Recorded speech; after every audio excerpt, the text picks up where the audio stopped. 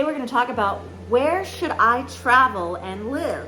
So I am Fox RedSky, I am your astrologer, I am your soul coach, and we're going to discuss what astrocartography is. And this, my friends, whether you're a digital nomad or whether you are looking to find a place to travel for vacation, is a handy tool.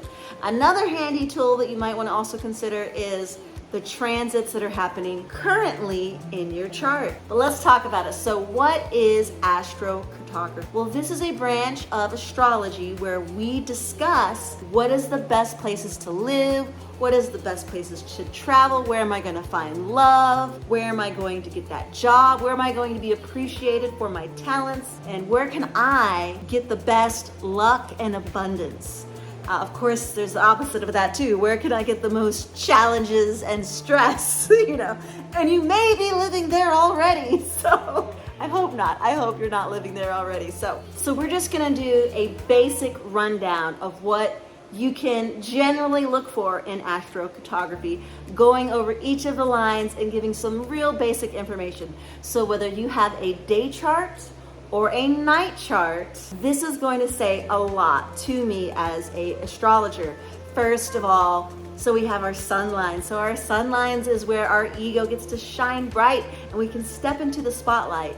And it's going to be a beautiful place to heal our ego and to really begin to see and know who we truly are and our divine purpose. Why are we here? You also have your moon lines. Now the moon lines, you tend to be a little bit more sensitive, but this is a great placement for people who are born at night and especially for people with a lot of Cancer influence, moon influence. This is a beautiful place, as I can tell you myself. Next, we have Mercury. So this is a lot of communication, a lot of writing, a lot of thinking.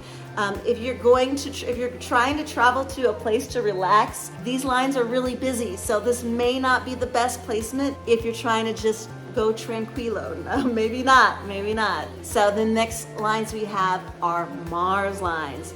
Now for some people, Mars lines are not good, but for other people's Mars lines, this is where if you never had the motivation to do things, if you always felt like, if only I would stop procrastinating, I would get the things I said I'm gonna do. Well, Mars will kick you right in and you will get those things done, whether you like it or not. There also can be a lot of fighting, especially if you're in a relationship, there might be a lot of fighting. It really depends on both of your charts and both of your transits. The next planet is Jupiter. Everybody wants to live on a Jupiter line. I want to move to a Jupiter line. Come on, Bali. I gotta go to Bali, I guess, to go live there. But yeah, so Jupiter, the planet of luck and abundance. Who doesn't want to live on this line?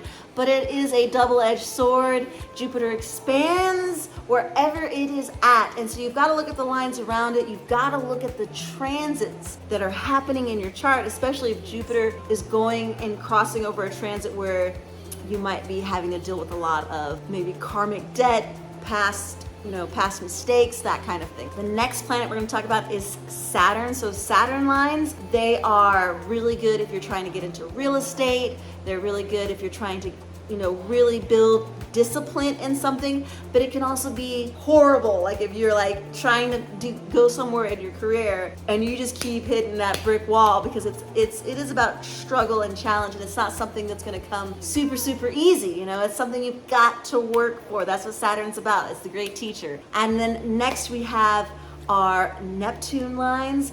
Neptune is a beautiful planet.